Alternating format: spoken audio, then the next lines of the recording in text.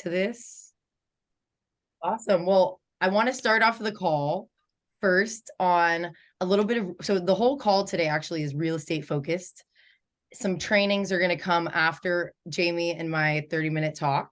So we're not just talking about Spain right here, but what you're going to get from this 30-minute call, or the first 30 minutes with Jamie, most EU countries are the same. It's similar processes. So even if Spain is not your number one choice, still take something from it. The processes are still similar, and he's really knowledgeable. And you're also from the UK, right? Yeah, so I'm my name is James Laver, and I work for Rob Laver Property Consultants here in the south of Spain. But my father's English and my mother's Spanish, from Seville, so about two hours away from where we are right now. So yeah, I met Shauna in Barcelona. Yeah. But now I'm living down here in the south of Spain. So my husband and him are best friends, and he now runs one of the best real estate companies down here. Tell us about like the position you're in and kind of like the people you deal with on a day-to-day basis. Yeah, so basically the company was formed by my father, which is Rob Laver, hence the name. A lot of people actually mistake it for Rod Laver because of the famous tennis player.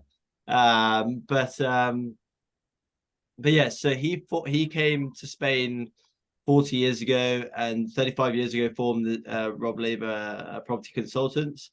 And he was, semi-retiring prior to COVID.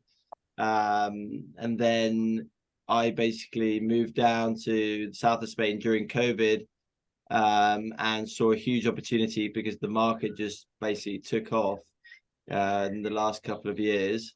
And it was too good of an opportunity to miss. So I jumped on board with him, and it's been one heck of a ride because the market's been going strong, and the company was very old school. Like, we didn't have a website, we didn't have, the whole digital side was very, very, it was lacking.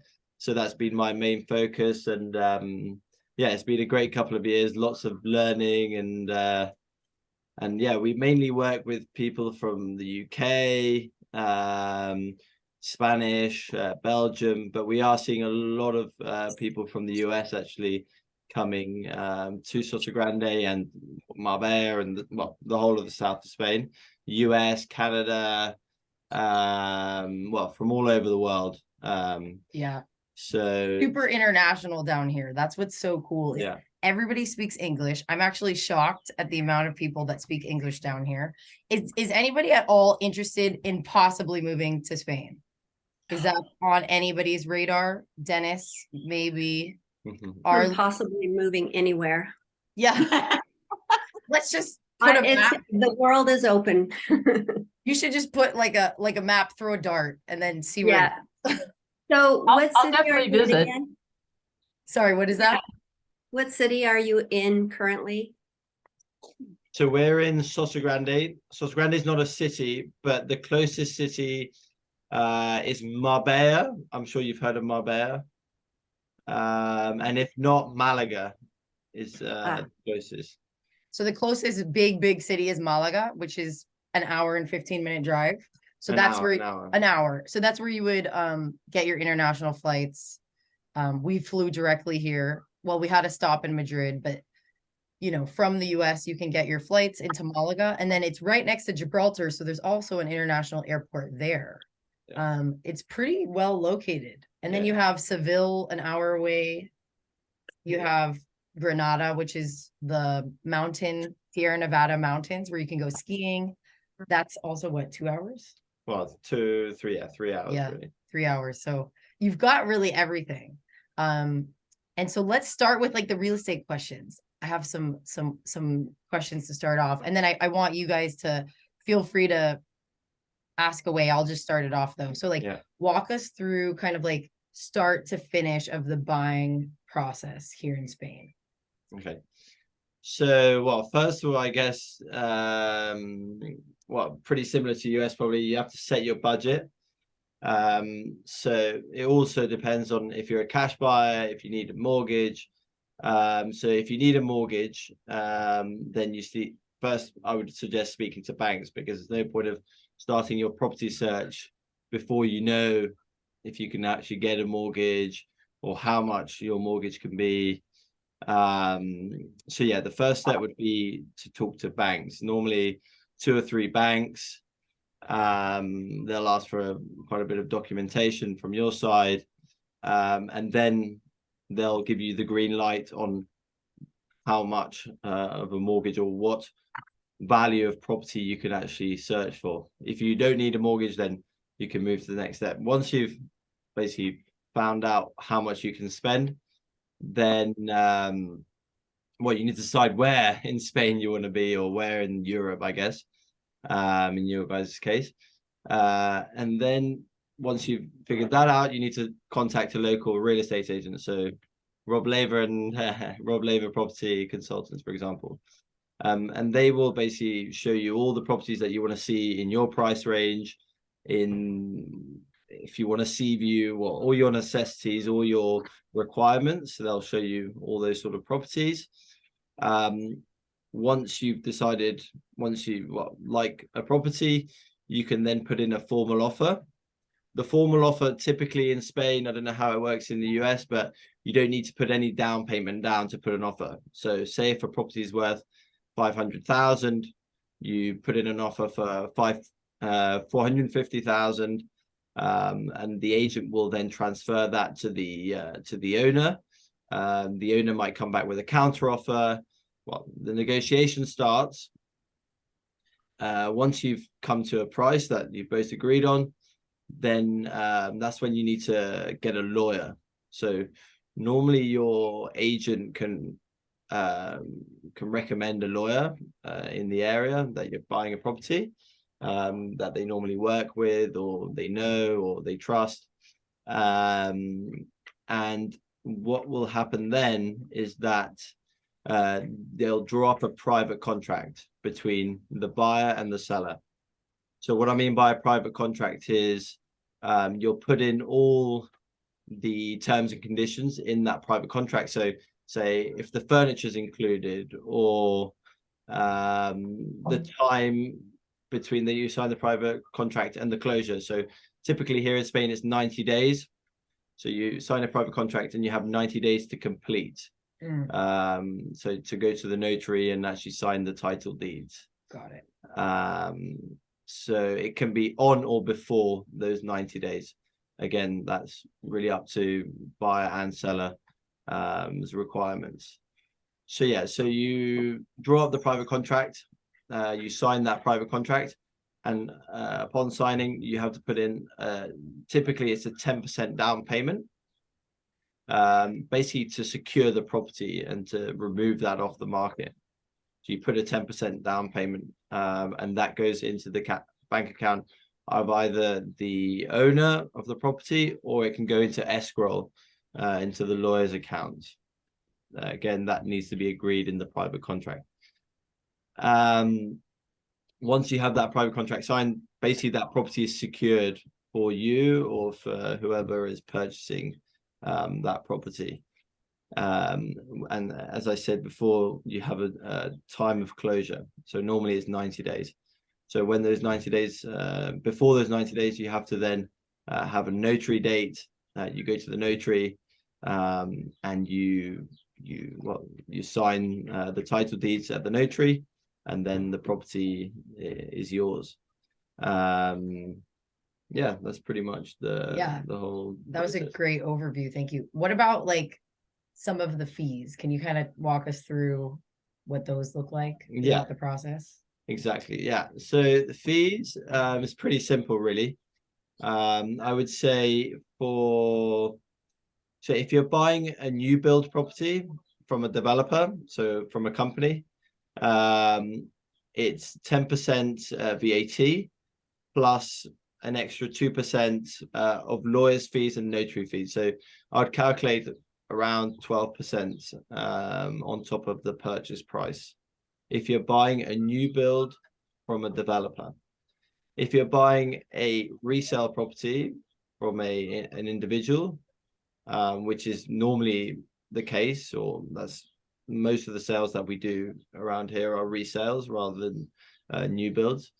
Then you're calculating, to be on the safe side, a 10% overall. So it's 7% stamp duty or 7% purchase tax, and another 2% of lawyers' fees and notary fees. So that's 9%. But I always say to my clients, 10%.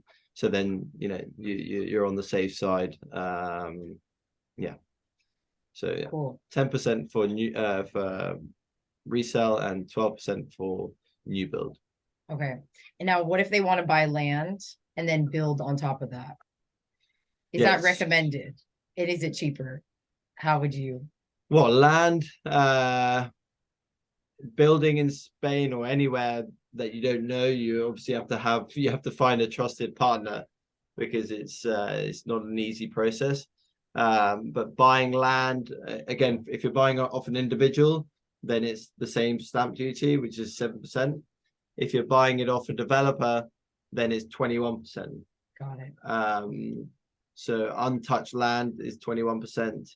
And that's the VAT, the value added tax. Yeah, exactly. But that's probably not going to be any of your cases. I wouldn't have thought. What? I don't think that is anybody interested in buying land and building on it. Sometimes people have these amazing ideas. So Yeah. Nothing against that, but I knew that there was that 21%. So I wanted to But make sure you guys are aware of that. The 21% is only if you're buying off a company. Okay. And in most cases nowadays, most cases, land is owned by individuals anyway. So you'd only have you'd have the 7% stamp duty. Now, you guys feel free to chime in. I mean, I have a whole list of questions, but if you guys have a question, please raise your actual hand or your virtual hand, and I'll make sure to, go ahead, Dennis. Here in the US, we have on mortgage called PITI, principal, interest, taxes, and insurance. So what would be the annual taxes and insurance? And then is there an inflation factor on that? So here, we have the IBI, which is the annual tax. It all depends on the size of the property. So the rate is relative to the size of the property. But normally, for a property, a 3-bedroom apartment, let's say, of 110 square meters. So I don't know, do you work in square meters or square feet? We're square feet. Does anybody know how to do the conversion? Just times 100, I think. I think you times 300, right? I think it's times 300. Anyway, so you just for a 110 square meter apartment, you'd be looking to pay around 1,300 euros a year. So it's not a very significant amount.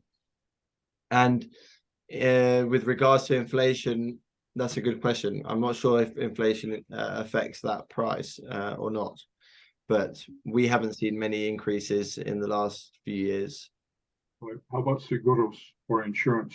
Insurance, that's on an individual basis. You're not obliged to have house insurance here in Spain. So you can opt in or opt out, basically, but that's on a private matter. So you would deal with a private insurance company to do that. Do you know what that would run, like approx for some of the homes you sell? It's not an area that I deal with personally. Okay. I guess it depends what sort of coverage you want. If you want robbery coverage, if you want. These are good questions, though. I'll look into it after the call. Warranties? They put like home warranties, like a 1 year warranty on property. Like here in the United States, a 1 year home warranty policy. So are you referring to if you have a warranty on your property? So if something is damaged within a year or something goes wrong? It could be the AC, it could be like dishwashers, microwaves, things like that, smoke inhalation, fire. Yeah. So if you're buying off of a developer, typically there is a warranty. if you're buying from an individual, so on a resale property, there's no warranty. So it's up to the buyer to do their due diligence, to bring their a surveyor in to do a survey to make sure everything is working and it's all in order. But once you hand over the keys, then it's completely under the responsibility of the buyer. On a new build, as I said, you have a little bit more leverage, and normally there's a year of basically snag checking the property, which the developer will respond to if there are any issues in the first year. Great questions though, Dennis. So I have a question about, I just bought a condo in Portugal. Home warranties, or home warranties popular at all in Spain? Or how popular are they? Are they even exist?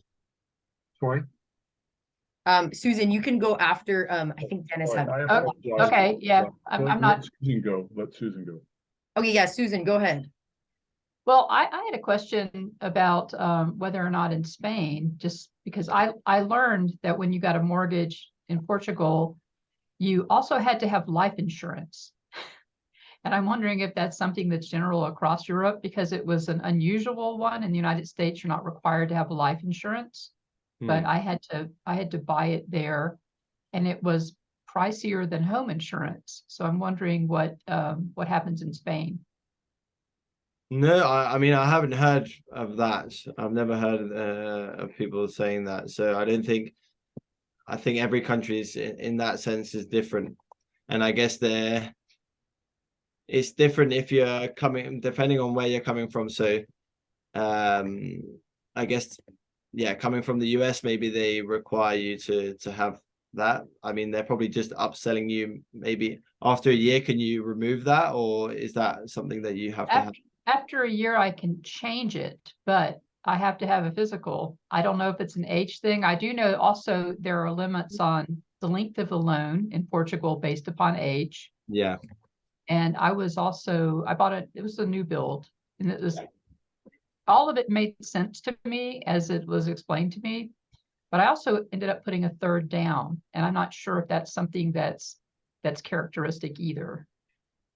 If you could put a third down, we can get this solved for you now. I mean, I got a very low price on a really great property. I'm not complaining, but there were a lot of interesting little turns.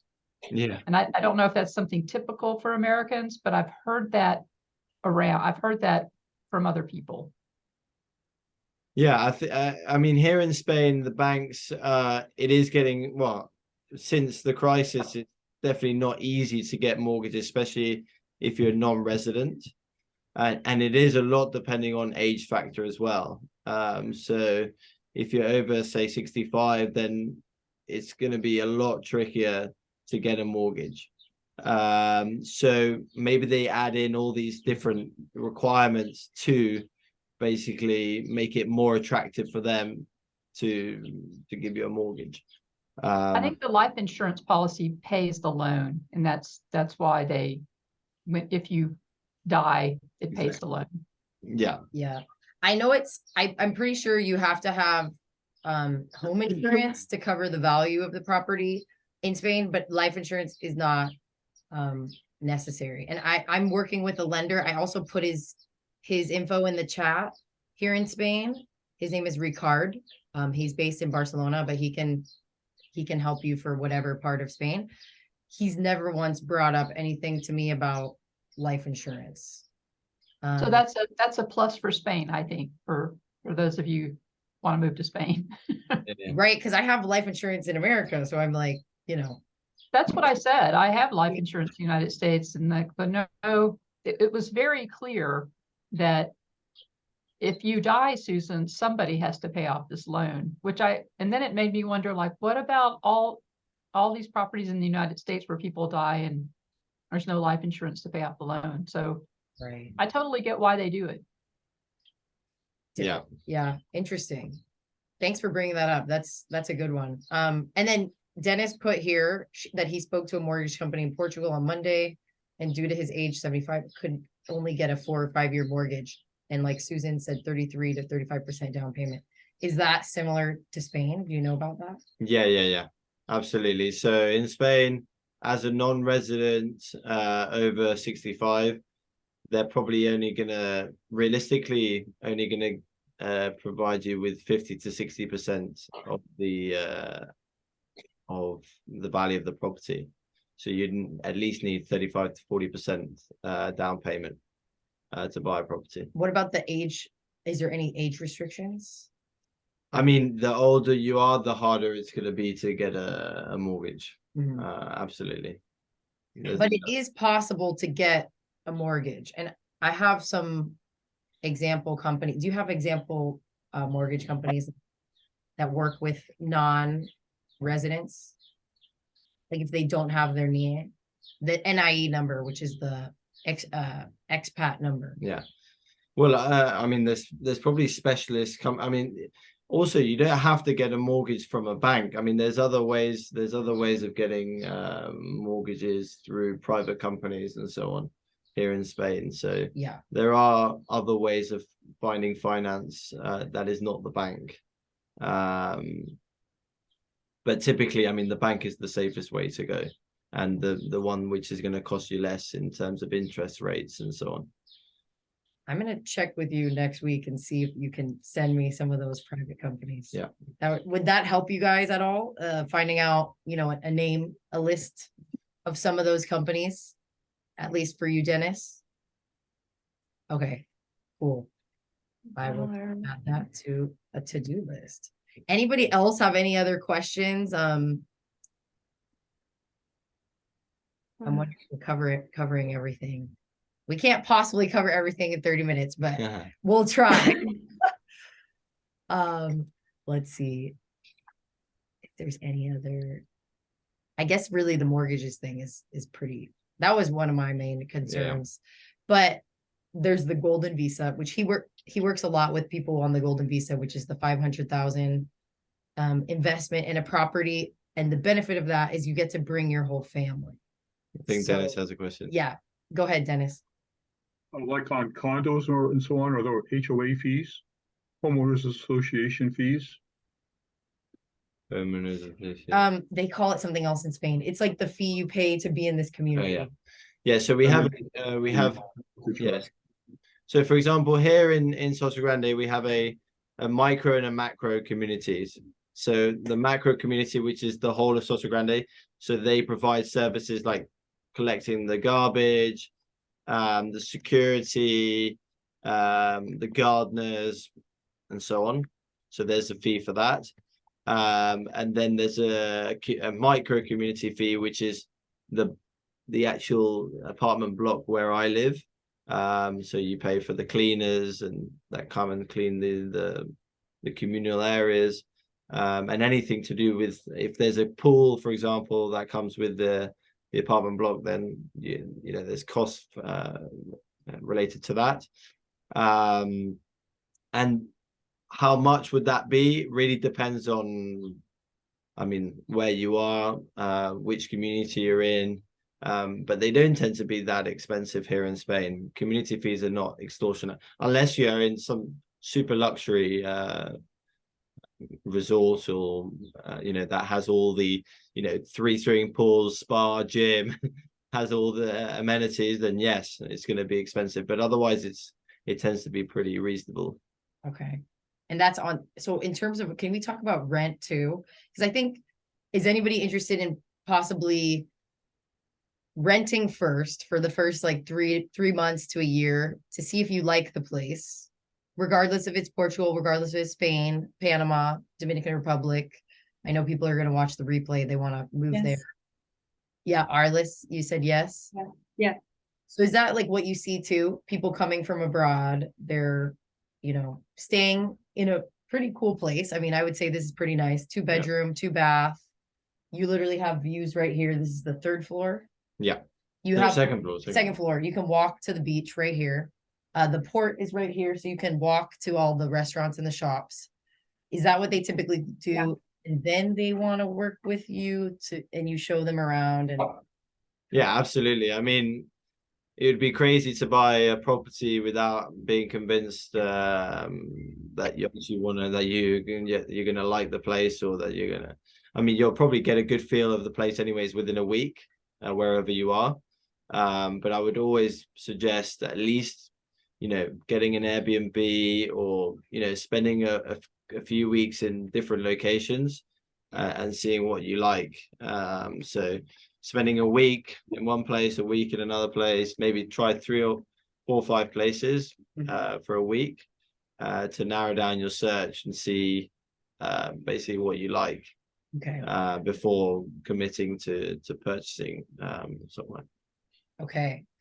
Now we have some more questions in here. What about bringing dogs? Is that, Valerie, do you mean like for renting? Good to see you, by the way. Oh, wait, I think you're on mute. You're mute.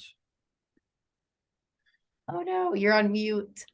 Okay, there. Okay, yeah. I would not want to buy prior to going over. I would want to rent first, check out the areas, make sure I was making the best purchase decision, and decide whether I wanted to rent for good or sell my house here and buy. Yeah. But I have a couple of dogs I'd have to bring. So that pretty much puts apartment living, the more affordable living, out. I need somewhere with a yard. Yeah. You have, well, I get what you're saying, Valerie. And if a yard is like must, I'm sure you can find a house with a yard around here, right? I mean, anywhere in Spain, it depends where I mean, it's because here we're right close to the beach, so it's mainly apartments, but just a little bit more inland, they're mostly houses with little yards and less apartments. So when you're frontline beach, you don't typically get any sort of houses. It's mainly apartment blocks. But if you're going a little bit more inland, 5-10 minutes, then you get houses with gardens and yards. Yeah. And what's the difference in affordability? Again, it really depends on the area. So it depends where you want to be. It can vary a lot between area to area. Because he deals with the Costa del Sol, which is from Malaga all the way to Gibraltar, pretty much. That whole region is called Costa del Sol. And it's really good for expats. Most people speak English in these small communities. Soto Grande is pretty prestigious. Now, the owner of Zara has a home literally 5 minutes from here. We see it. I've seen it multiple times. Now, of course, that's one side of the spectrum, but there's also really affordable places like this with a balcony that's 750 to 1,000. But a house, maybe in the outskirts, maybe in the town next over, right? Yeah. But do you mean for rent or for buying? To rent first while she's seeing if she likes it with her dogs. Yeah, to rent, I mean, a little bit in the outskirts, you can find anything from, 400 euros to 800 euros a month. Yeah, my preference would be to buy eventually. I just think it's kind of stupid to go into a community without living there for a bit and checking it out. At least for me. Yeah. But I mean, even you said a pretty low budget. I mean, even if you wanted a little bit higher, I'm sure she could find. Yeah. Actually, my brother-in-law, he has it's kind of a duplex. What are those called? Those villas where townhouses. They're townhouses. He's got a huge backyard. They pay $1,200 a month. It's 3-bedroom, 2 bath. They don't have a dog, but they totally could. It's actually really big backyard. And that's here in this beautiful I go like this luxurious town because it really is luxurious, but it's not the pricing you're thinking. Like, you can find really affordable things. Exactly. Yeah. So I have a question so I'm going to be 65 soon.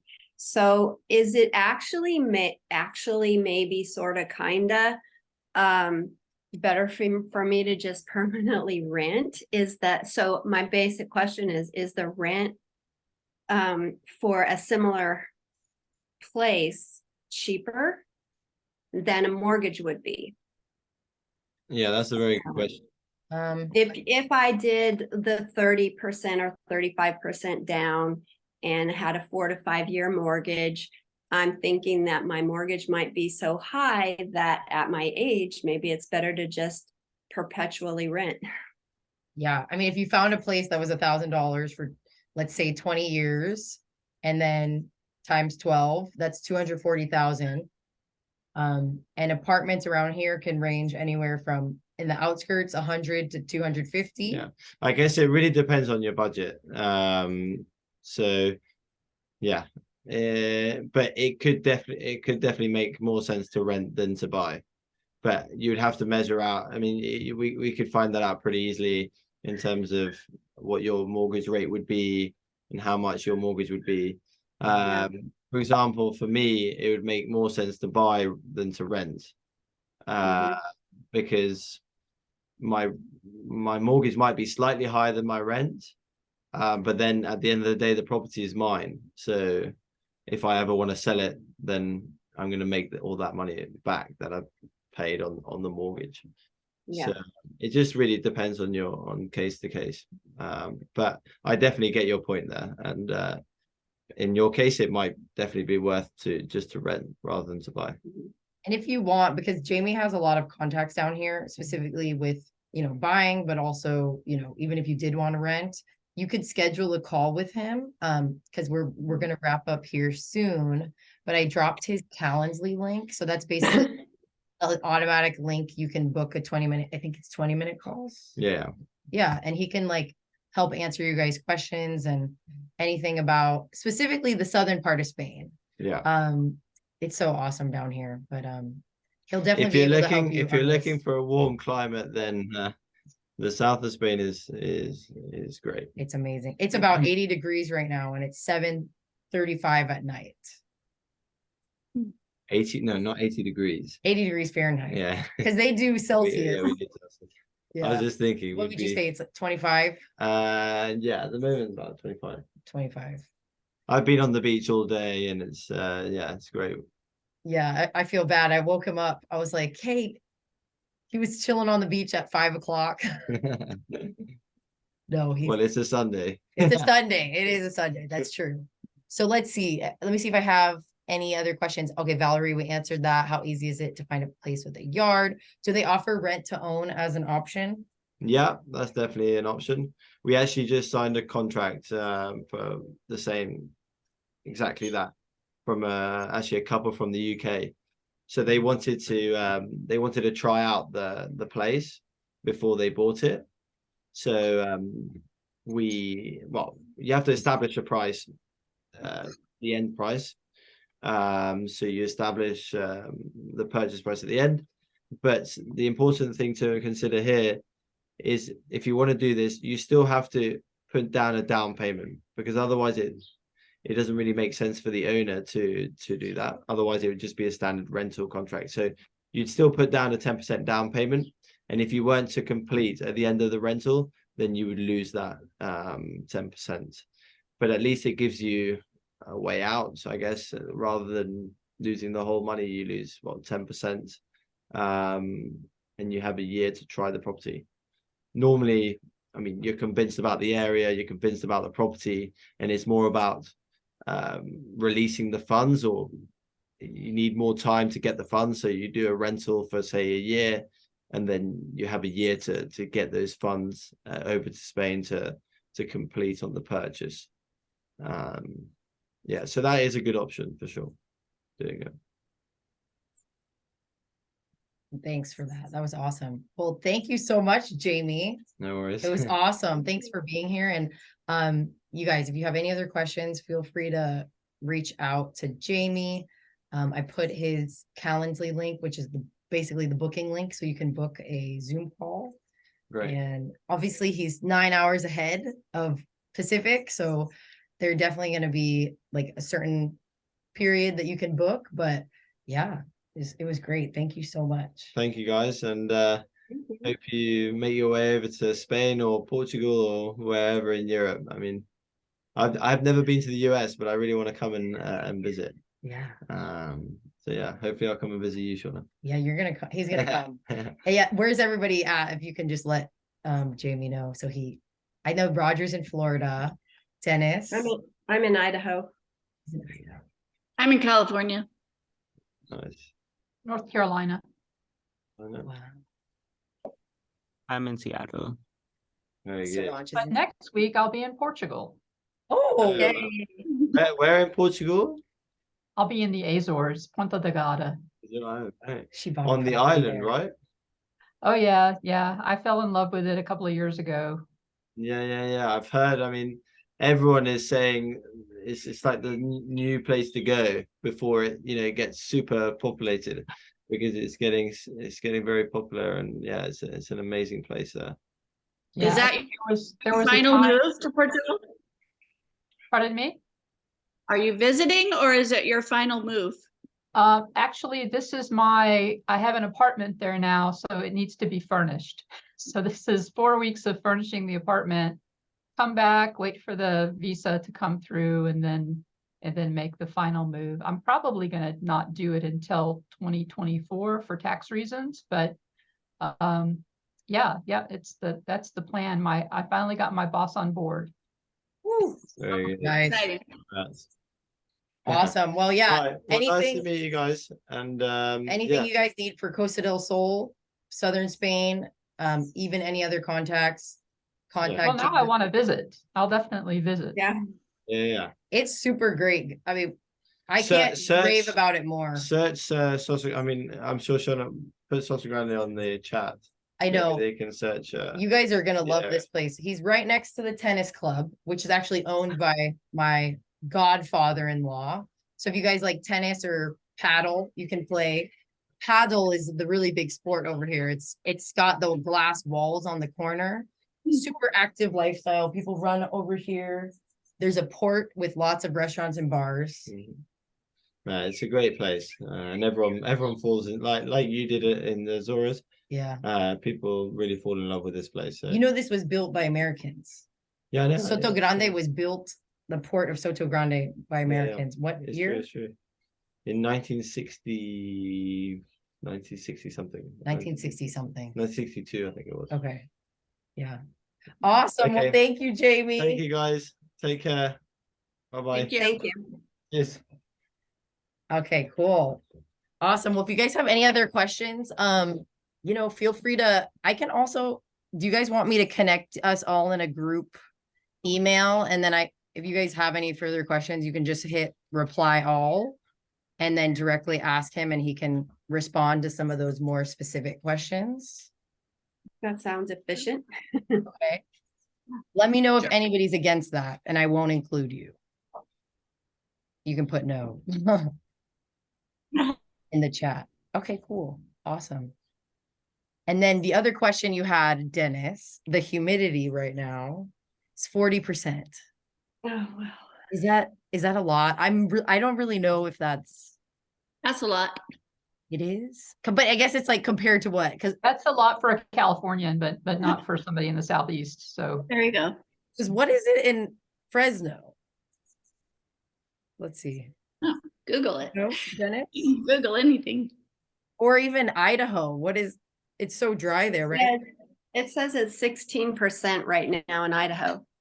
It probably about the same here. It's not that bad, but it's been overcast, so a little bit more humidity, but I did some training in Miami years ago and that was very humid. So I'm used to more of a dry heat as opposed to humidity, but 40%, I could tolerate that. That's not bad. Yeah, it's not like an intolerable humidity over here. And the same in like Barcelona, Right. Madrid. It's not as intense as Florida. Florida is a whole nother level of humidity. Actually, it says it's 58% today in California. Yeah. Where I am. And I was wrong too. Mine says 53. So, and I've been out for a walk and but there's a breeze, so it was pleasant. It's fine outside. I was wrong too.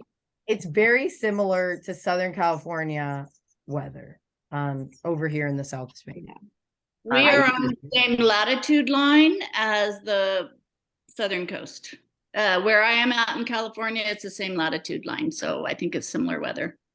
Okay, awesome. I see you have a it's not breeze in the background too.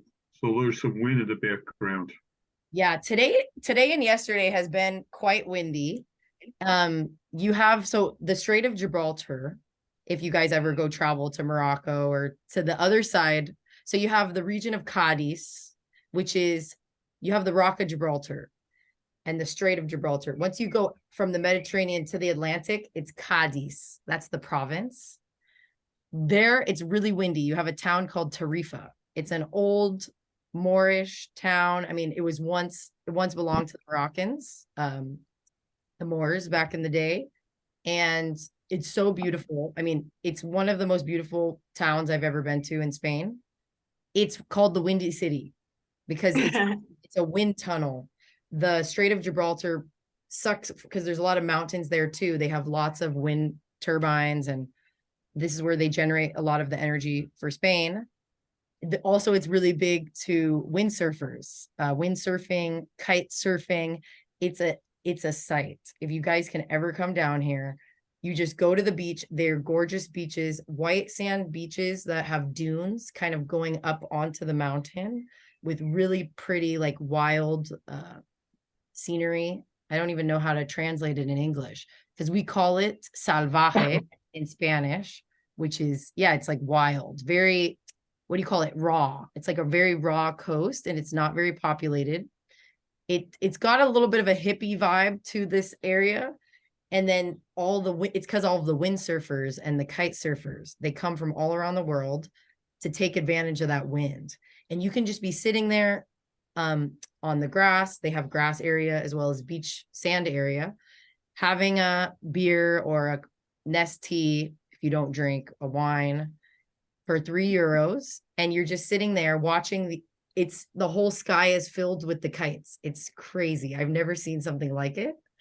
And it's just an experience if you guys want to add it to your list. Valerie, let's see. Will they give you residency if you say, for example, my sister and I split rent or purchase and took turns spending time there? I'm not 100% sure because I think the golden visa is for your immediate family, but I can check for you with Mireia, my legal contact. So let me check. Was your question for Spain, Valerie, or was it for Portugal? Both. I mean, I'm still open to both. I've been looking at Portugal because my friend from Italy says Portugal's his favorite country in the world. And he lives here in California now, but he is well-traveled around the world. He loves Portugal. On the other hand, I already speak Spanish instead of Portuguese. And I've been an exchange student to Spanish-speaking countries. So I'm open. Okay.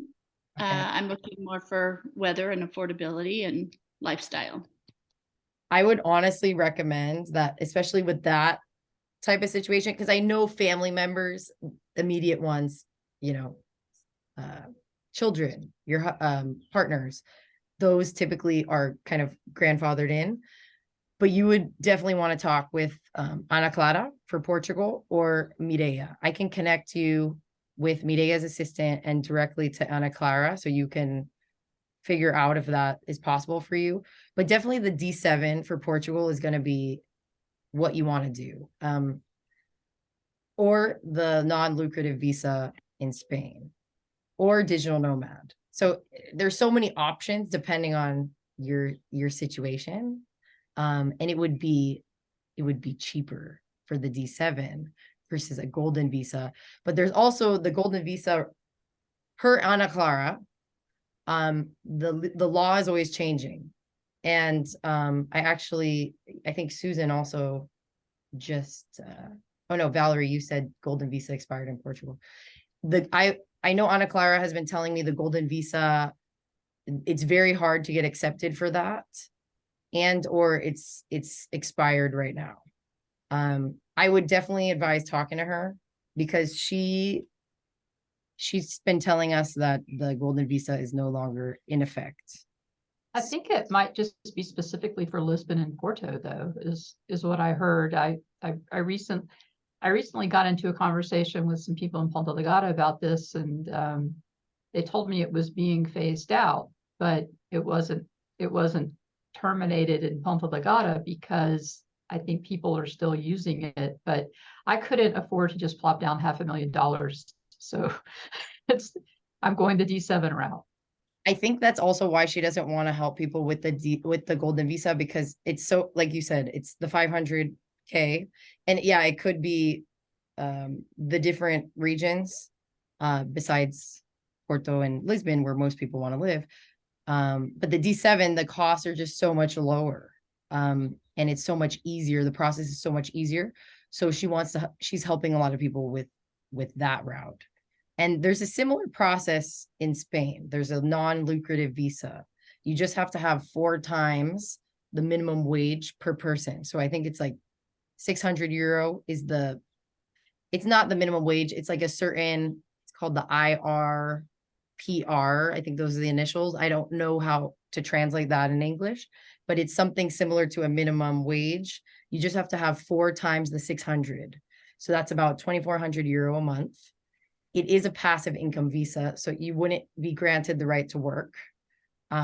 It typically is for people that are going onto pensions or going onto the Social Security. So, younger ages are going to have a harder time getting that approved. So, and that is a 5-year process. You have to keep going to the appointments. After the first year, you have to get it renewed again, showing all the documents again, the 2,400 for the 12 months, your bank statements, your investments. And then after that second year of renewing it, I think it's again, okay, so that second year, it's for the last 3 years, you have to show again that you have enough for the last 3 years. So it's a total 5-year process. Mm-hmm. And at the end of the 5 years, you would be granted the permanent residency of Spain. In those 5 years, when you do the non-lucrative, and if you are closer to 65, like it might be, you might be able to do it, even if you're not 65. Definitely talk to Mireia, because she helps people with this all the time. I can connect you with her, but they give you a temporary like residency permit. It's not fully the permanent residency, because you really need to get to that permanent residency status before you can then apply for the citizenship. It's a little bit longer than the Portugal passive income visa, but it's still, it's pretty much the same. And not as many people are applying for it as Portugal, so you might have a little bit quicker times, but yeah, that's kind of a summary of that. Let me jump into the rest of the real estate training. Also, before I get into that, is there anything specifically, and I kind of wanted to leave it open for you guys to vote, to choose, what would you like to hear on the next call? There's obviously so many things we can talk about, and I obviously try to cover all the countries when I give these trainings. So like continuation of right now, for the last 45 minutes, I'm going to give some training on all the countries that we're interested in going to, including the people that aren't here that are going to watch the replay. But what would you guys love to see or hear and learn about? And you feel free. I'm definitely interested in moving, because I'm getting to the point where when I get back to the States, I'm going to start looking at my well, I've got a storage unit, and I'm going to try to figure out what I want to move and what I will buy over there. And I'm just sort of the logistics of that, and whether it's stupid to bring anything from the United States to Portugal. It's just these are kinds of questions I'm having, and I'm hoping that when I get back in July, I'll have made some decisions about what I would move over there, if anything. But it would be good to hear what your experiences have been with that. Okay. Yeah. I mean, I can totally, that's a really good one. It's like your furniture, some of the assets you have in the home. Yeah, definitely. Your pets. Yeah, I have a very elderly cat, and I know I have to get him a passport if he continues to survive this process. Right. I'll also need to get him over there. So I think on a couple, I don't know if I shared it with you, Susan, on the call before, but there is a pet company called Pet Express. They will do the whole process for cats, for dogs. Cats are probably way cheaper than dogs since they're small, but a bigger German Shepherd type dog, $5,000. They will do everything. That's the transport.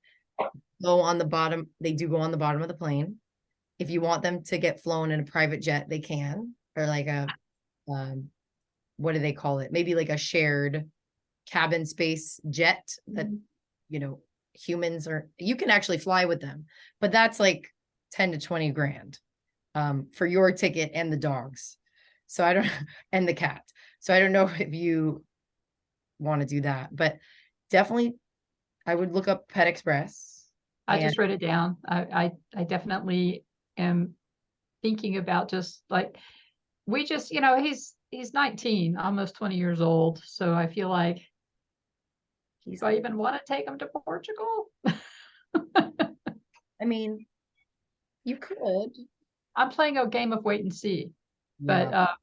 but Does he have somebody else in your family he loves that he would be just as happy staying with? oh yeah, we're Friend? staying at my cousin's right now, so that might also be in the would works. be a But he good continues to soldier on. Apparently, some cats can live up to 25. So That's so true. it keeps Look, on ticking. if it's in your budget, it's like, why not? Why not bring him? I mean, it's totally It's up in to my budget. It's in my Yeah. budget. I just don't know how stressful that would be on him. So who knows, Yeah. maybe because he's so small. And this is why I think you should chat with Pet Express.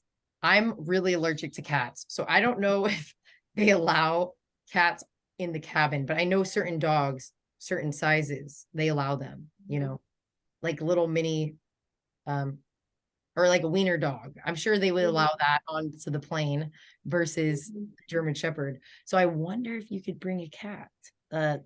Definitely call them. I also put, I know because recently Valerie and Susan Arliss, you joined a little bit later, but that finance template that I sent over to you guys, where you just click it, you press file, make a copy. There's some other links I have on there for just my recommended, you know, Pet Express. I think there's another one I put on there. The transportation companies, which you can get a pod to send everything over. I think if you can go minimal, it's always my recommendation. Look, I have also like a table for my great grandmother. I might just gift it to, you know, another family member at the end of the day. I've kind of gotten good at releasing some of the bigger sentimental things. Jewelry, I can't get rid of. But the bigger items, I definitely have just learned how to release it.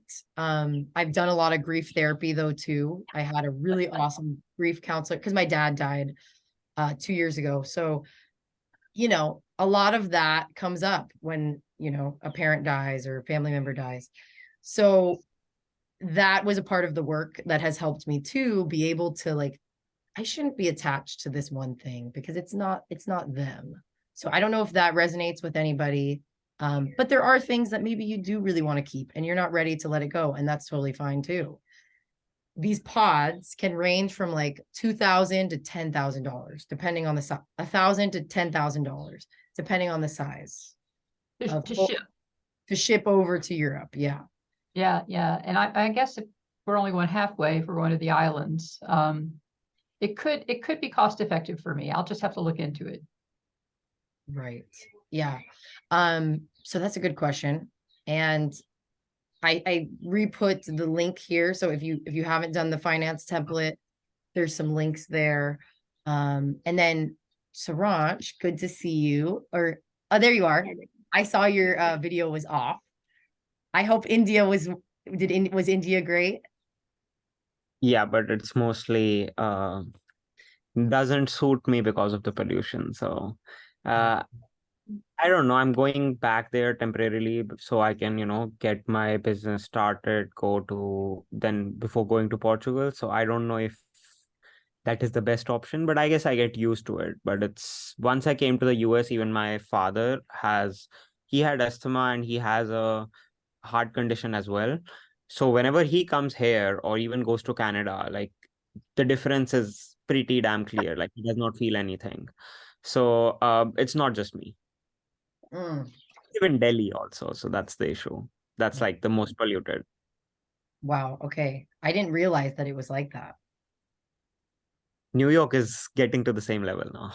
Wow. Yeah. Yeah. Air quality is really important. I know in Thailand, you have to wear the certain ventilators because it's also very polluted. In Chiang Mai. So Hmm. your question, Saranj, if you don't want to retire and don't want to accumulate 50K for golden visa, what other options other than Portugal? Well, I think we talked about this on a couple calls back. I will definitely send that to you. Croatia actually has a really easy digital nomad visa. Have you looked into that one yet? No, but does it have a part to citizenship? Because I need a European passport. That's my goal, basically. The Spain one could be very interesting for you. I would recommend, obviously, the Spain digital nomad visa or the Portugal one. The Croatia one, I don't believe it has a path to citizenship. Estonia one doesn't. Let me double check on the Croatia one because I think my friend, she's specifically doing the Croatia one temporarily because she is about to get Italian citizenship, but it's not going to come for like a year. And she wants to move to Spain or wants to move to EU now. So she's actually using it as a buffer in the interim of when she gets her citizenship. So let me double check. I have all the emails from the consulate because I was talking with them, but let me double check to make sure if it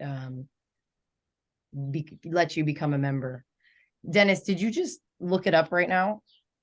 What did you put here? Croatian will become a member of EU. Where did you find that, Dennis? Just public information. Okay. You know, I'm always looking at stuff, and also on the website for living overseas, they talked about it. So they're really pushing, was it Split or the other city in the inland? Yeah, But the Dubrovnik. Netherlands is a really gorgeous area. So I saw that. But I mean, please reconfirm to be safe. But Okay. that would be another entrance into the EU. Okay. The Yeah, let's check on it, Saranj, and afterwards I can get back to so you.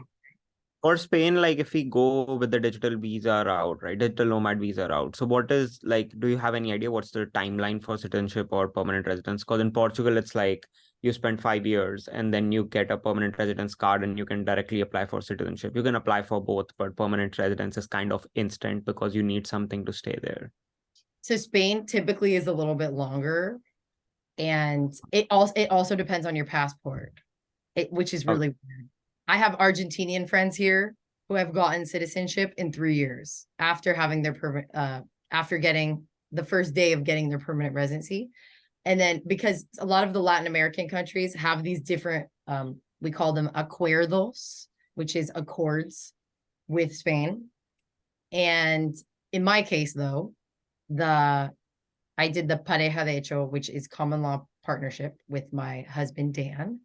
And I have this permanent residency for 5 years. And then I believe it's either at the 5 years, I can attempt to apply for the citizenship. And the reason why I'm saying that is because I had a certain circumstance with my having to come back to the US with my father, and I had to be out of the EU, out of Spain you're supposed to be in Spain for half of the time in order for your residency to stay. So I might be dealing with something down the road. My lawyer is going to try to see what he can do, though, in terms of some kind of emergency letter that we can present to the government. But it can be anywhere from 3 years to 10 years, and it depends on your passport. It's typically longer, though, than Portugal. It can be up to 10 years. Yeah, my first getting in there with the permanent residency. Yeah, so the my problem is I want everything fast. That's it's kind of an issue with me. I am 24 and my parents are like, why do you want everything now? It's just how it is with me. It's not happens. But I think then I'll go forward with Portugal because the thing is like once you are in the EU, it does not matter where you are because you know you don't like it, you can travel half of the time. That's the beauty of it. It's not like the US. You chose a state. If speed is your number one thing, then Portugal would make sense because it's 5 years. That's it. And that's the other thing, exactly what you're saying. You can get these residencies for whatever country. There's no borders here. So like you can rent a car, you can go from wherever you rented your apartment. This 12-month lease that you have to prove for the D7. I have to double check if that's also required for the digital nomad one. I believe it is. Yes, it is. You don't have to live there. You Yeah, might, but yeah. that's after I am a citizen. I can even go live in Spain. Once you have an EU passport, you can basically live anywhere. But if I need, my question is like to maintain Portugal's status per se, like the temporary one, you need to stay 4 to 6 months inside the country, right? So is EU like, can I even stay 4 to 6 months in Spain or wherever in Europe? That's would be a kind of tricky. This is what I'm saying is you can actually, I know they're saying you have to stay half the time in Portugal. They're not going to know if you were in Portugal or in Spain or in Germany because there's no borders. You're not going to have anything stamped. Even like, so flights in Europe, they do not stamp anything. They There's don't nothing. check. They don't check anything. I've gotten on a flight from Barcelona to Rome. They didn't even ask for my passport. So their TSA check, they don't even have one of those. You walk through, there's these digital ticket barriers that they automatically open in most airports. You just kind of put your boarding pass or your QR code flat down on the, on the machine. It opens up for you. There's no person checking your passport because it's within the EU. Now they do check your passport if you're going outside, you're in the EU and now you're going outside. Let's say you go to Ireland. They're actually pretty strict, even though Ireland's in the EU. That is one exception. Switzerland, they're going to check you. UK, they're going to check you. Iceland, wherever you go. US, now you're going through a passport control. But within the EU, I'm telling you, even at the gate, they're not checking. It's kind of crazy. Sometimes they do, but it's honestly a hit or miss. And I don't even think the times that I have showed them my passport, they are sometimes verifying the name, the last name, but I'm watching them and I don't even think they're really looking at it. But No, I'm checking. again, Checking it's is not not a passport problem. control. It's checking is not a problem, but yeah, if they have a record, I'm going anywhere because they recorded somewhere. That was the main thing. Because again, then I will literally have access to France, Italy, Spain. I can go wherever, whenever, right? That's the whole point. I don't think they do. I can't obviously advise you. You're gonna have to figure it out on your own. But like I said, they don't really know. I would definitely talk to Ana Clara, ask her. She might say the same thing as me because these countries aren't really checking. There's no borders. So maybe a good question for her would be, have you scheduled a call with her yet? Yeah, I did. So yeah, I need to talk with her later in when I'm like, moving to Portugal phase. So yeah, I'll talk to her then. That's fine. Yeah, I mean, that's a very specific, like, personal choice. But like I said, I would do it because I know that everything always works out. I've already talked to my lawyer here in Spain, and I've told him about the situation with my dad. Hey, I've been out of actually the EU for quite a long time. And he goes, don't worry about it. He goes, there's an 80% chance that I'm going to be able to solve this for you. Don't worry about it now because you have to take care of what you have to take care of back in America. But a lot, especially if you're in the EU, it's just, you're not going to have to prove anything because now I have stamps in my passport. So there are ways that I could work around it, which I'm not going to share here because it's not really relevant. But I do know of ways that I can work around it due to the time that I was out of the EU region. So EU is much more relaxed in terms of anything. The US is pretty damn strict about everything. So EU is like very slow paced, doesn't care. correct. They're not going to really ask you for things. Sounds good. If it's not showing up on your passport, when that's where the records go in. If the records do go in, then they want to see, okay, show me bank statements, show me what you've been spending. If you're still working online and you're still, having that digital nomad visa, they're not gonna, of course, your money's coming from outside because you're a digital nomad visa. So everything's gonna look perfect. Unless you get an out stamp going back to America and you stay in America over the 6 months, or India for over the 6 months. So I'm anyway, not good. okay, That's let's cool. thank you so much. And let's jump into the rest of the presentation. Hold on here. I have to find the correct tab. These are great questions though. I mean, and when are you, while I'm opening this, when are you planning on moving abroad? Saransh, are you more clear on that? So my plan is, again, I'm leaving the US to go to India in September, most probably, like 90%. Still, there's a 10% chance I may extend it till December if I wanna, collect some more finances if needed. But I do already have enough finances, and then I'll just, you know, do it as fast as I can to get a business which, can get me like $3,000, like 3 months run rate. I have clients, I know how to do stuff. It is just my H-1B visa is stopping me from doing everything. So as soon as I get rid of that, I'm just gonna go 100% on it. So that's the plan.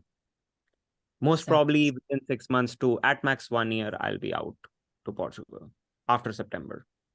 That's my timeline. And Valerie, what about you? Do you have a updated timeline that you could share with us? I'm just trying to open No. it, guys. I'm still in the exploration phase because I have to figure out taking care of an 85-year-old mom, 25-year-old who still lives with me, a brother who's in a nursing home.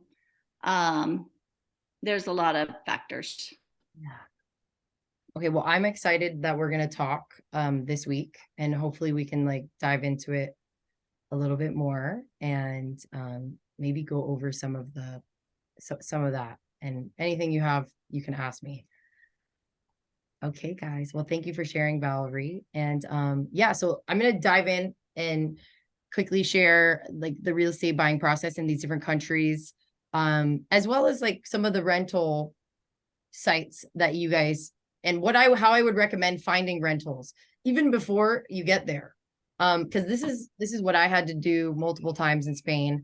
So obviously we know it's the shopping, it's the offer, it's the negotiation, the inspection, the insurance, financial financing and appraisal, and then closing. So we kind of talked about, the attorney side of things. I don't want to dive too far into that. It's important when you choose your real estate agent, they're going to have their recommended attorneys. And, once you've already vetted your real estate agent, I think that will be really helpful. So you don't have to blindly go looking for a real estate agent to help, or a real estate lawyer, specific lawyer that will help you with the process. Because that is a big part of the process in a lot of these countries. Mireia, the contact here in Spain, who does the non-lucrative visas, the digital nomad visas, and the golden visa, she also does real estate. So if you guys even had some initial questions, if you are planning on doing your move soon, she would be my recommendation. And then obviously, if you want to move to the south of Spain, Jamie has the lawyers already set up down here. So you don't really have to worry about finding that now. So these are pretty much all the fees that can be involved with the purchase of a property.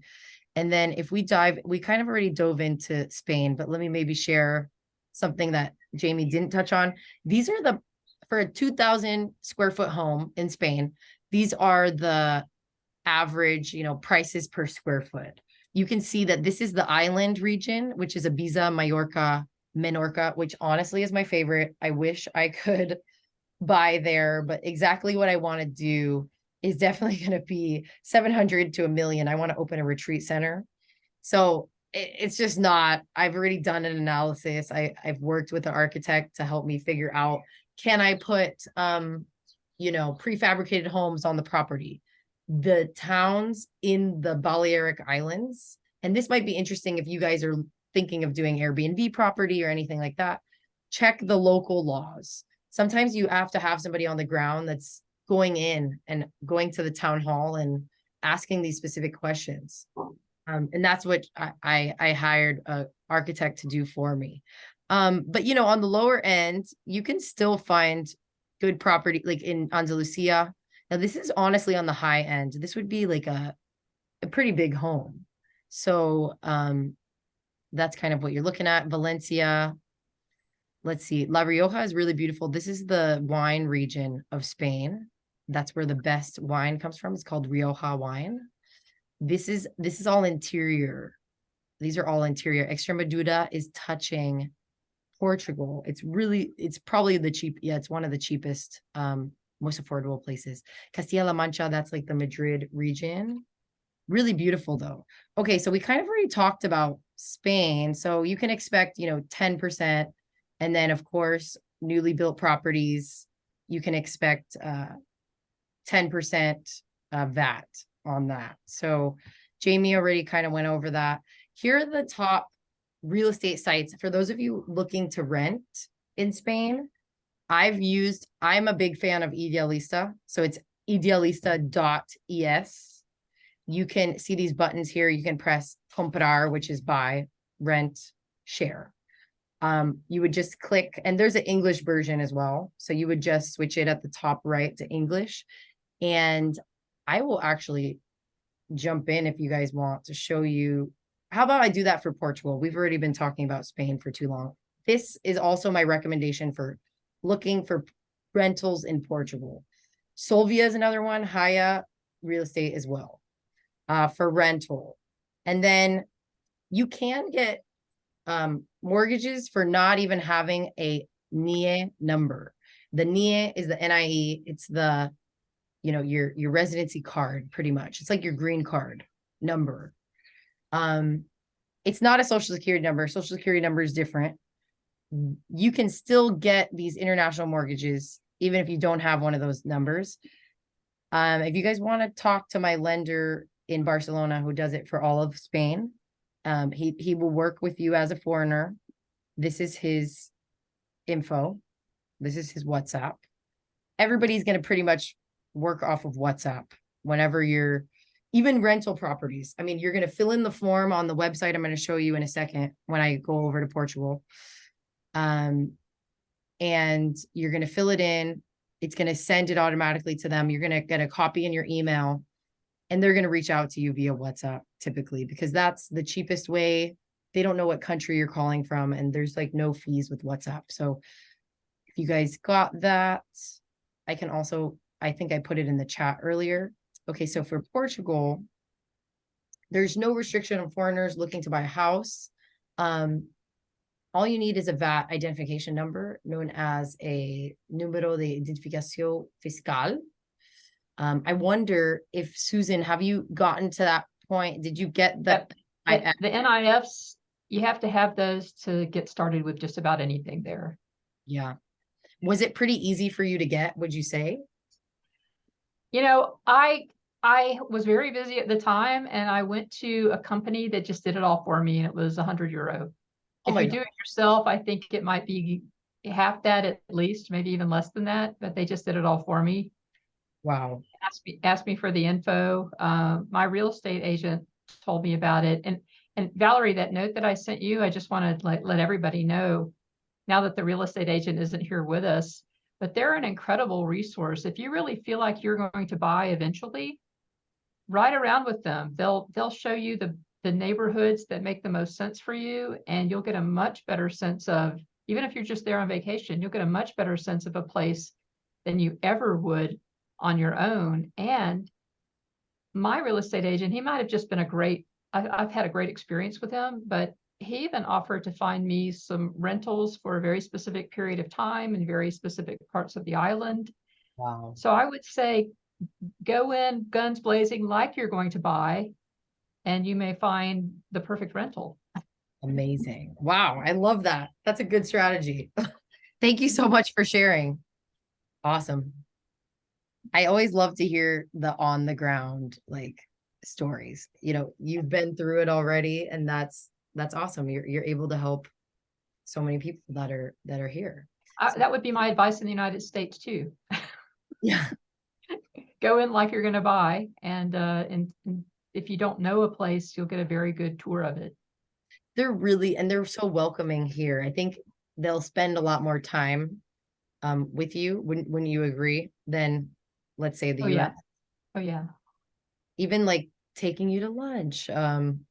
It's just a different the culture. It's awesome that they're so open to that.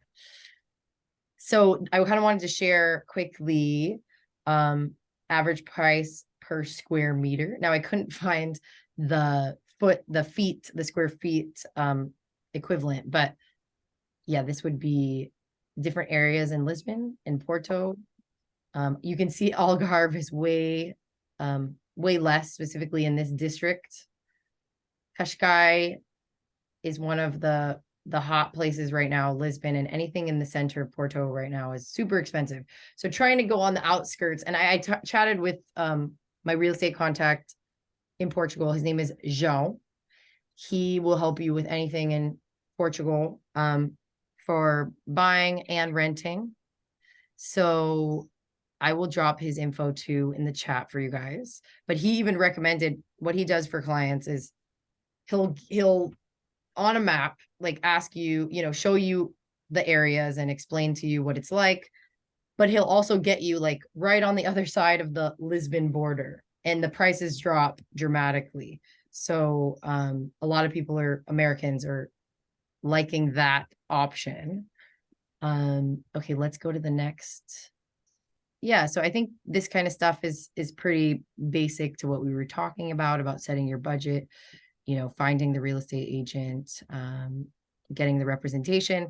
And yeah, Susan, I'd love to know if this is, if this is the same in Azores, because I think João, he told me that the Azores have a little bit different structure than the mainland, but that the transfer tax, anything up to 1 million euro is 6%.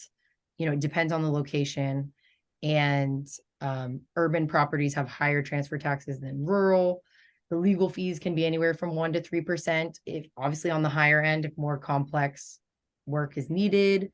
And then, notary and land registry fees 0.8% to 1%. It actually looks pretty close. I'm happy to share my through my real estate agent. We did a breakdown on all of this, and it looks pretty close to what I had. Okay. I will say you can save a lot of money with a good bilingual sort of.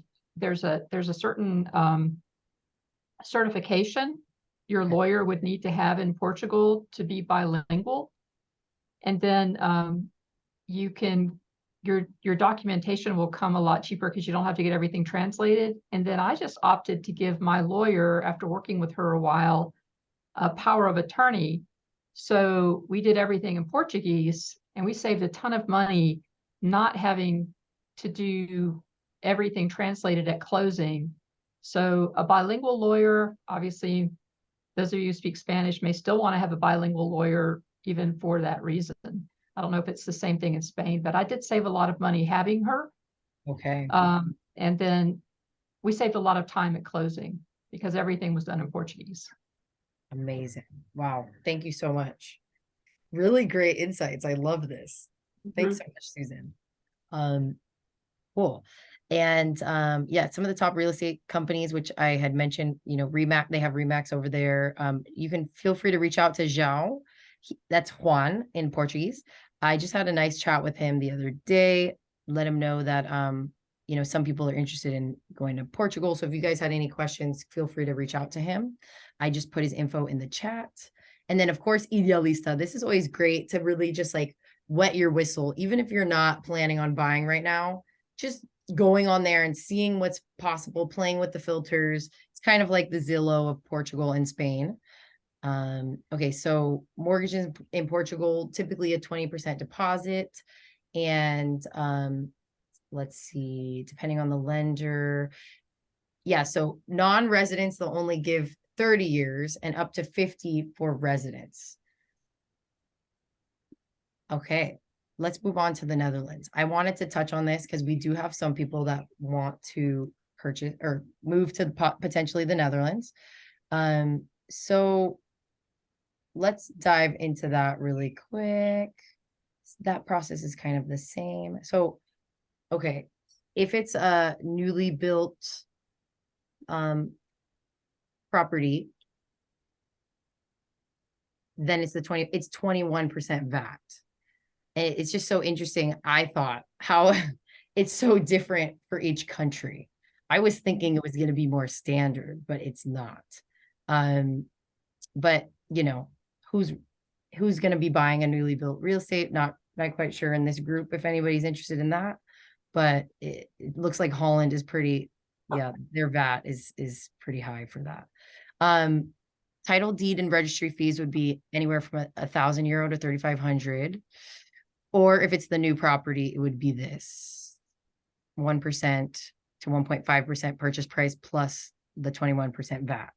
The notary fees are this 0.5% to 1% plus the 21% VAT. Mortgage brokerage fees 0.5 to 2%. Transfer tax is around 2%, and then the agency commission is 2 to 4%, just depending on if it's a rent or sell. And I never brought it up, but in Spain, they can go as high for the agency commissions as like 10% even here in the south of Spain in Marbella. So you just want to make sure, you know, you're working with an agent that is not going to be more on that higher end, and negotiate the best possible for you guys. And Jamie would definitely be more in the 5% range, because they handle both ends. Additional costs, let's see, legal fees, inspection fees, appraisal fees, insurance premiums, moving costs, of course. And then, yeah, just estimate 6% of the purchase price for fees and charges. And that is Holland for you. These are the top real estate companies. If anybody that's later watching wants to buy property in Holland: FVB De Boer, Remax, Adam Faid Real Estate. So those are the top ones.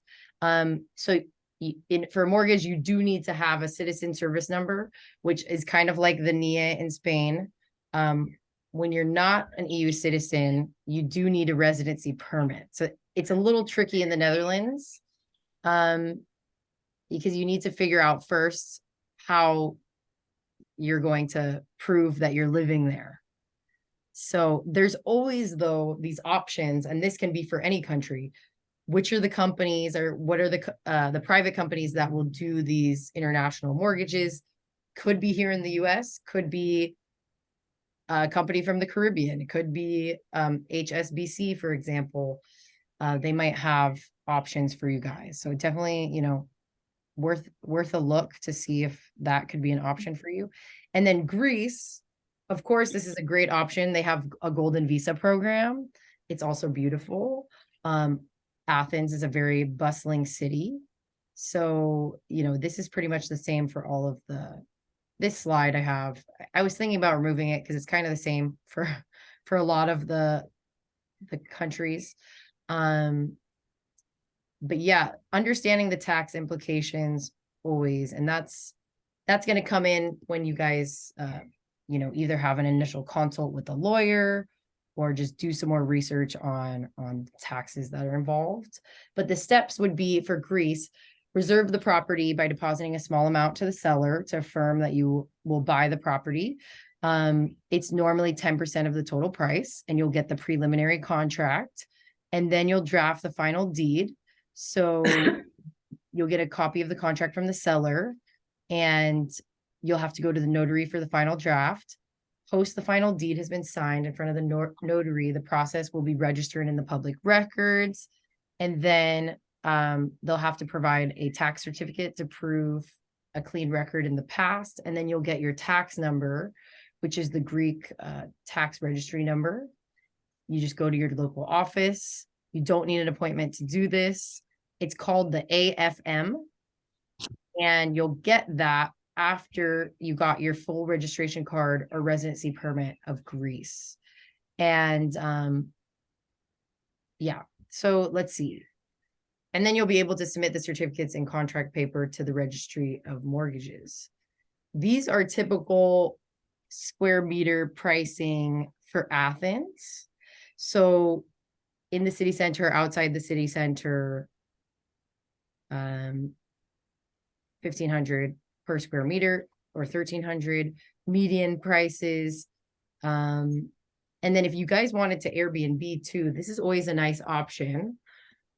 This is what you could kind of be looking at outside of the city, 30 euro, 300 euro is the lowest to like 600 euro. And even outside the city center, 1100 euro. I'm finding a lot of properties too in Greece for rent.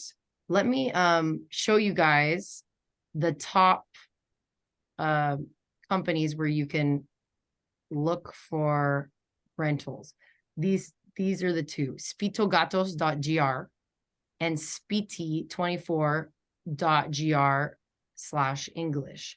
I wanted to switch over and share a different screen to kind of show you guys. Let me see where that is. I think I minimized it. 1 second. I have 2 Google Chrome tabs. Where is the other one? Okay, I think it's here.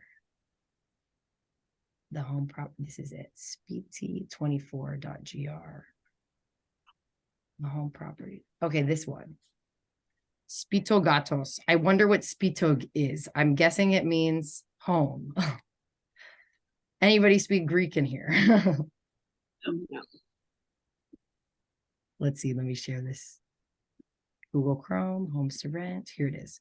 Okay, so this is, pretty user-friendly. It's similar to what Idealista is going to look like in Spain, but Athens City Center, 570 a month to rent. What you would do is you would, click on it. You could send a message. What I love to do is I copy the templates I use when I submit the request. So on the actual listing, I always just save what I write here and kind of make it a little bit personalized. You'll put your phone number, which is attached to your WhatsApp, and they will reach out to you. I would do this, just go kind of when you guys are ready to do this for whatever country you want to go to. I would go on a spree of like, hey, 100. Let's say you set a goal. I'm going to reach out to 50. Let's just say 50. I know it's probably a lot. Couple hours, boom, boom, boom, boom, boom. Get it done. Out of the 50, how many are going to get back to you? Probably 40. Now you're in a good place because you're chatting with 40 different people that have responded to you that want to maybe allow you to rent their place. A lot of these, if you want to really jump the line, if you can pay multiple months in advance, and considering rental prices in the US, this is quite low.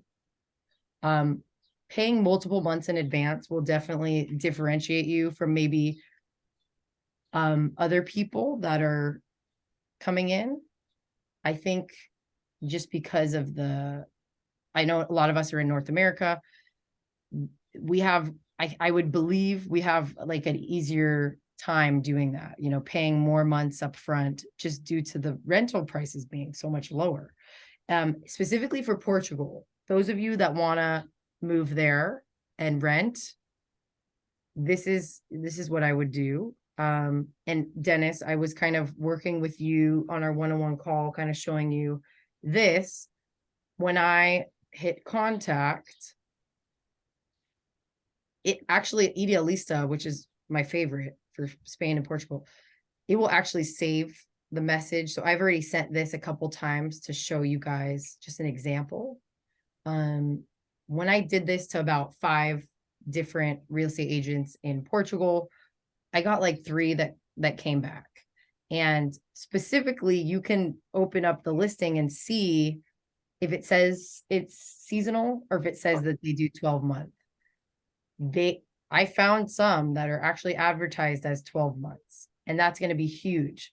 When you find that for Portugal, for the visa process, I would jump on it. They're going to want, in order for you to secure that, you're going to want to pay the 12 months up front because somebody else is probably going to offer that as well. So I got recommendation from a couple different agents in Portugal, putting the 12-month complete 12-month is recommended, so that you can secure it, because that's how quick these are going. So yeah, I just wanted to kind of provide that insight for you guys.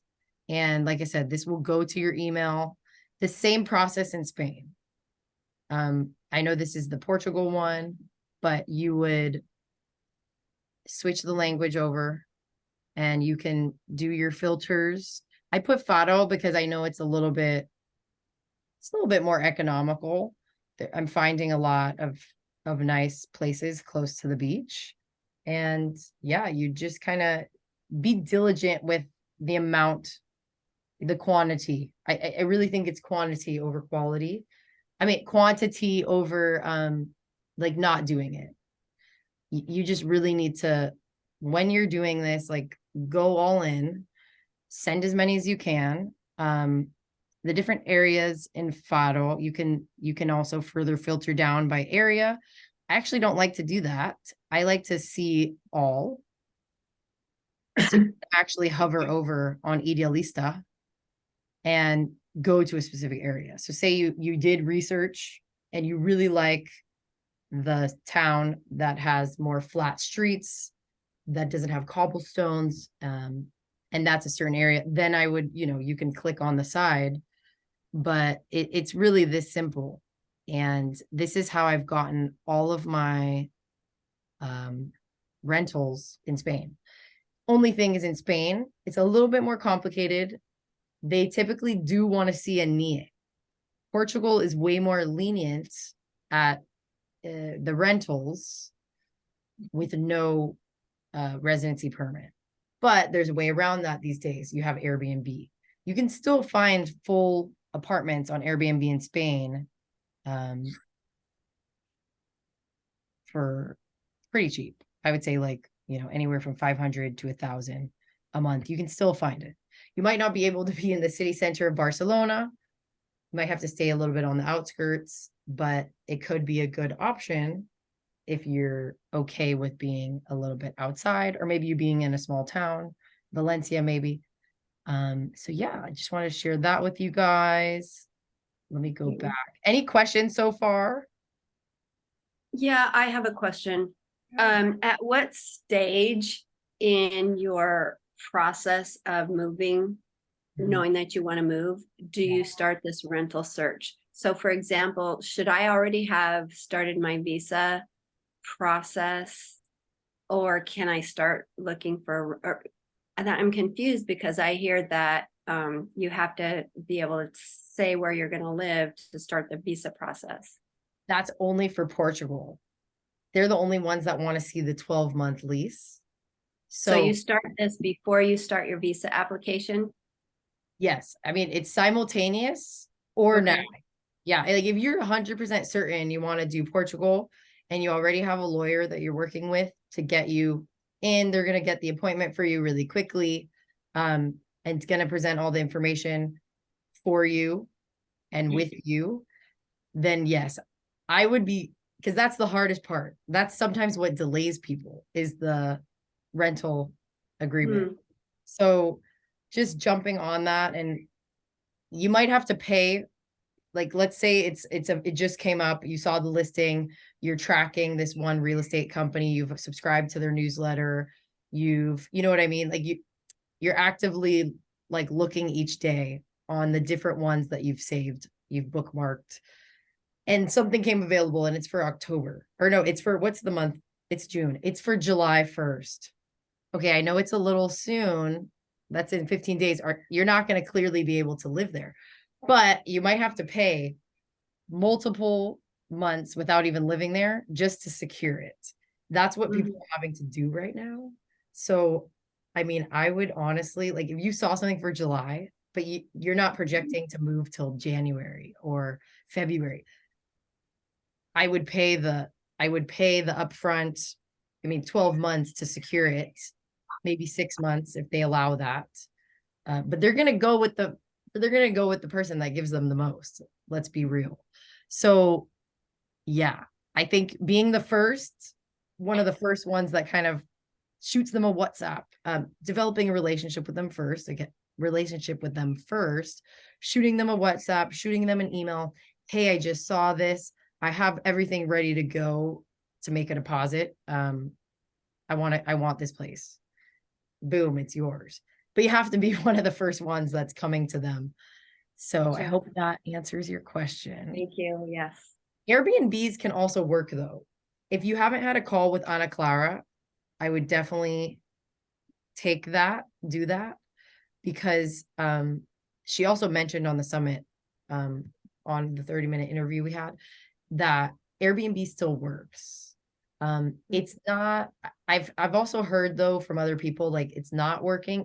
Another friend I know just did it as well. I do know the contract is stronger, like having an actual lease is a little bit stronger in your application. But I don't think it's going to deny you doing Airbnb, because I already know of other people that have gotten approved.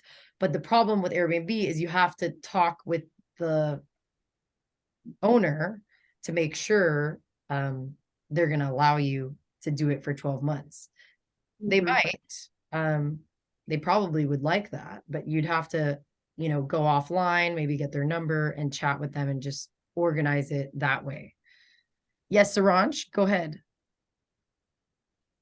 Yeah, so my question is, so call it destiny, but my father like wasn't he went to meet some other like real estate investors because he has bought a shop in India.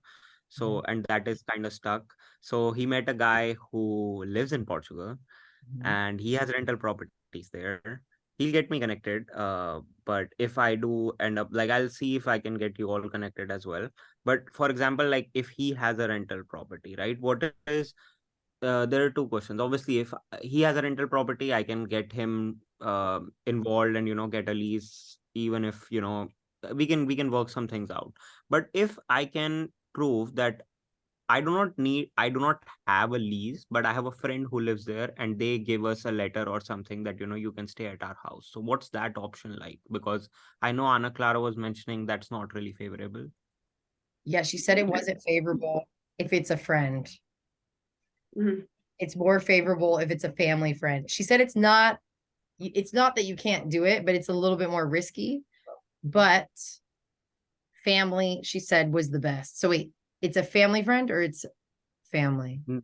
No, this is just a friend. My father met him yesterday, so he Ah. took his number. So I will develop a relationship, but I mean there are other ways to do it, right? So for example, like if your friend has a house, right, they can create a lease per se to rent out a room, right? Oh, for sure. Yeah. There I are mean, other ways to go around it. there's a lot of ways around it. There's a gifting way, which is they invite you to stay there, and that passes through that what is it called? Jumps this requirement of having to pay, the 12 months up front for the lease. And but hey, maybe you do actually show it on paper that you're leasing from him and it is a real contract, then it would work. Okay, sounds Yeah. good. Yeah, that's all I Yeah. wanted to know. Because you don't actually, after you get this lease, you actually don't even have to live there if you don't want to. I mean, if you find it for that cheap and you want to go stay in Spain for a couple months or do some traveling as a digital nomad, you're not like obliged to stay there. And that's kind of what we were chatting about before. There's no border patrol. Yeah, So but you will still need to, like, okay, they don't need you to show that you stayed 6 months in Portugal, right? Like you are doing in Spain, right? But I thought that you at least need to have a lease so that if like there is some kind of proof that you are there in Portugal for more than 6 months. yeah, the lease part, yeah, you need that for the application. But then after you get the residency card, after the first 3-4 months that you're in Portugal, that you have to get that. Okay. I mean, the lease now doesn't really matter. It's just for the initial entry. And the reason why I'm saying that is because a lot of people have different goals. Some people just want to do, get the card, and let's say they don't pay the 12 months up front, they're just paying monthly because they worked really hard, developed relationships, and found somebody that's okay with taking it month to month with no like multiple month deposit, because they want to travel around Europe and they don't really want to stay in Portugal. That's also a possibility. All I'm saying is, yeah, you don't have to stay there if you don't really want to, and you're not obliged to stay in this lease after you get your residency. Like, let's say Oh, horrible, you don't like the place, you don't have to stay there. Yeah. so basically, to summarize the situation, I am technically just getting into the EU after I have the residence card, and to satisfy their requirement of staying 6 months in Portugal. Basically, I do not need if I do not exit Europe, because that is a record that I exited Portugal, get a stamp on passport. So there is no record of me going anywhere inside Europe. There's no record. It's crazy. Okay, yeah, that sounds good. Really So no yeah, record. they don't even check the lease like you were staying. They don't need proof. I mean, I'll check with the lawyer, but you don't need to prove that you were there for 6 months until if your passport isn't stamped to go out of I Europe. just don't see that how they would. Like, I've had chats with my lawyer in Spain. I would double check with Ana Clara, but I'm almost Yeah, yeah. I'm like sounds good. 95% certain that it's not an issue, because they're just gonna want to see your bank at the end of the 5 years. I would ask her what she needs to see, and then make your decision off that, you know? Okay, but that sounds pretty fancy. Yeah, it sounds like a good option though, the Portugal one for you. So, okay, let's just quickly wrap up. The Germany transfer tax for property is 3.5 to 6.5%, and the VAT of purchase price is normally exempt, unless you're buying the new build. And then the notary fee is 1.5 to 2%. Agency fee is 3 to 7%, and they since 2020. The seller and the buyer split the estate agent fee. Non-residents can borrow up to 60%. These are the banks that offer mortgages to expats: DKB, Santander. Those are the two.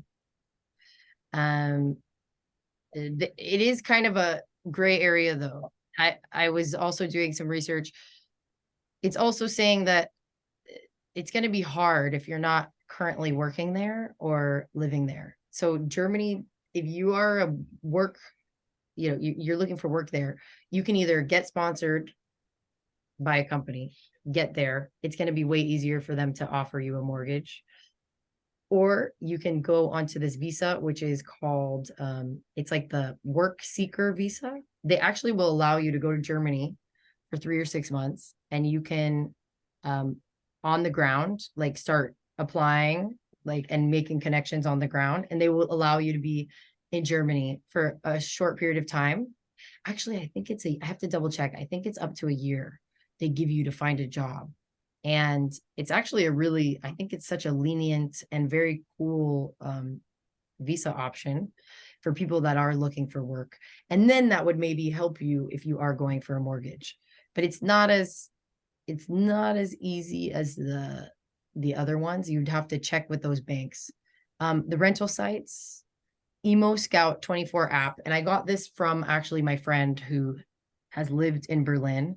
It's actually very hard to find rentals in Germany. This one, WG, I don't know how to pronounce that, .de. And then Facebook groups like Berlin Housing, Berlin Apartments, Americans in Berlin. Those are always great places, whatever country you're in, to find places, and even subleases. So Panama, research your options, find a real estate agent, which obviously I have Angela, who's my preferred contact. She's working with some of my clients, helping them transition down to Panama. She also does a scouting tour for 2 weeks. Even if you just want to visit Panama, very affordable. Nothing like you're going to find at the other big corporations that are charging a lot of money for the scouting trips. And she will arrange everything. She'll also arrange different visits to different towns so that you can see different properties. So she would be the person I would recommend for real estate. And this is her email. I think you guys have it, but I will put it in the chat again.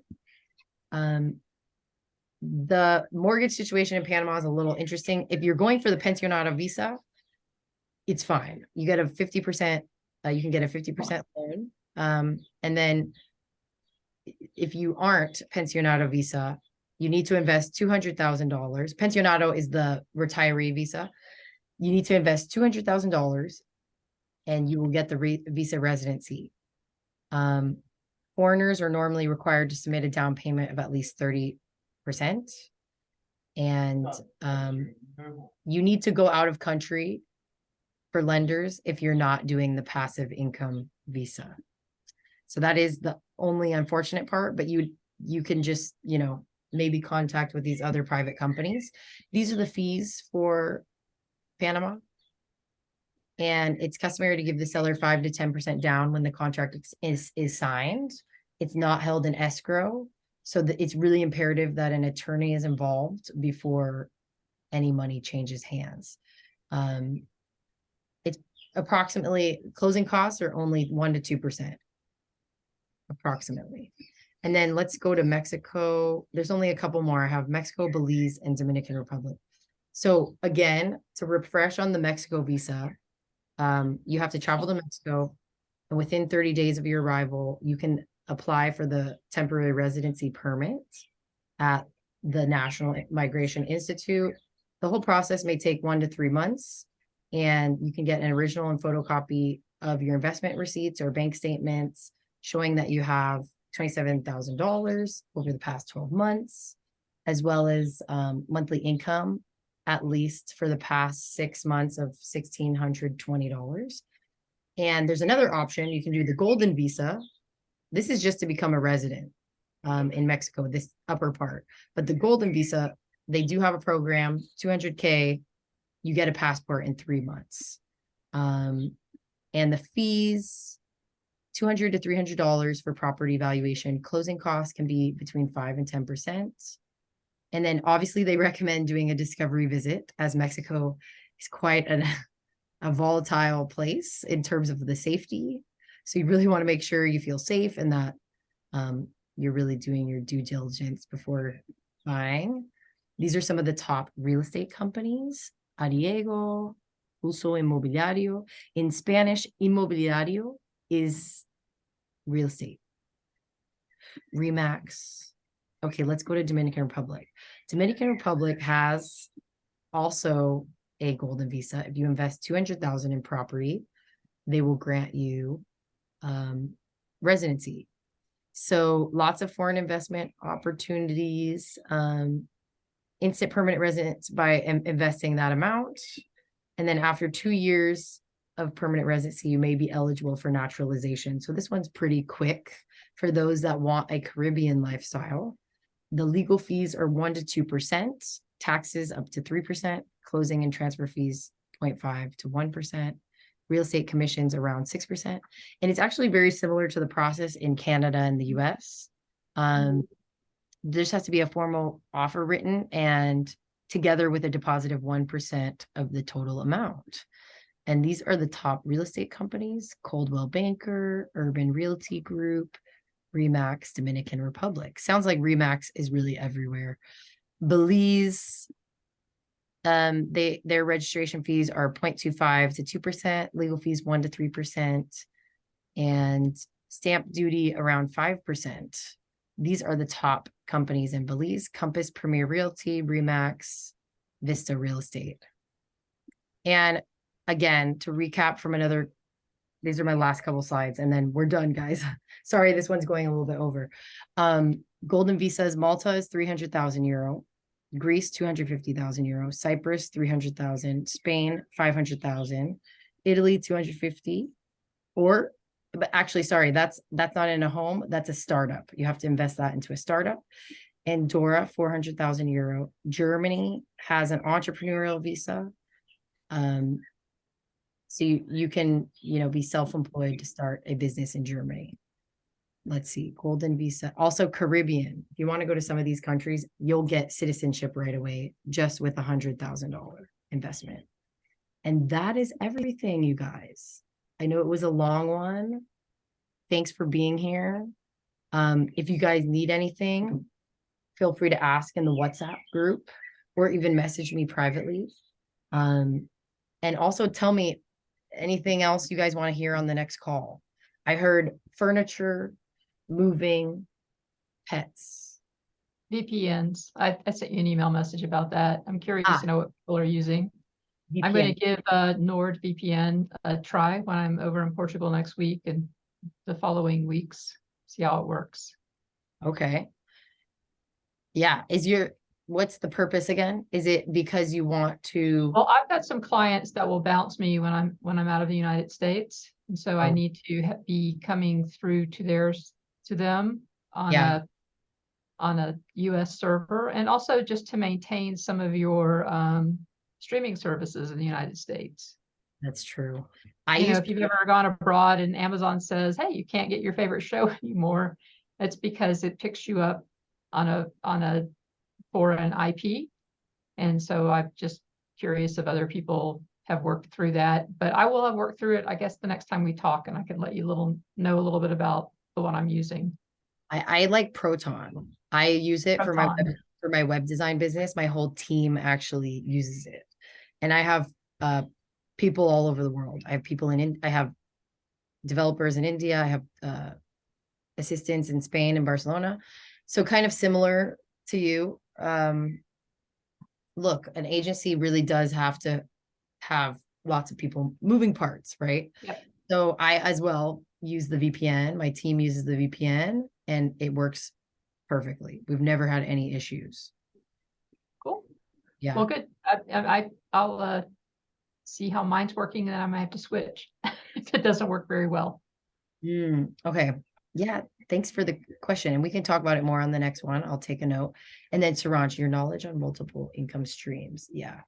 Yeah. You guys can literally create any type of business you want. I mean, for those of you that want to create a business, yeah, we can definitely talk about that. Saransh, does one need a tax number prior to renting?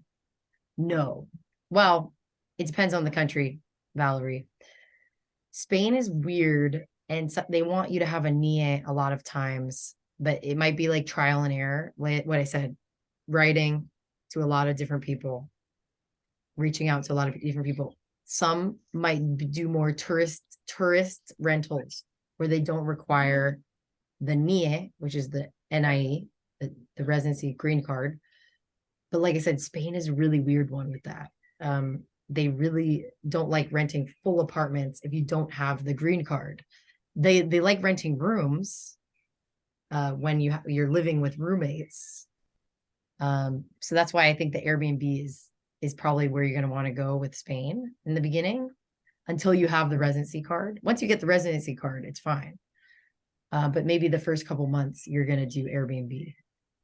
And I'm going to save this chat script so that I can review it for the next call. Thank you guys so much. And I hope you guys have a good rest of your Sunday. And I'm going to go. Yeah. Thank you, Shauna. Thank you. Thank you for being here. You guys are awesome. Thank you, Shauna. Right. See you next time. Yeah. Looking forward to connecting with all of you guys very soon. See you in the WhatsApp, and yeah, see you in a few weeks. Okay. Bye. See you guys.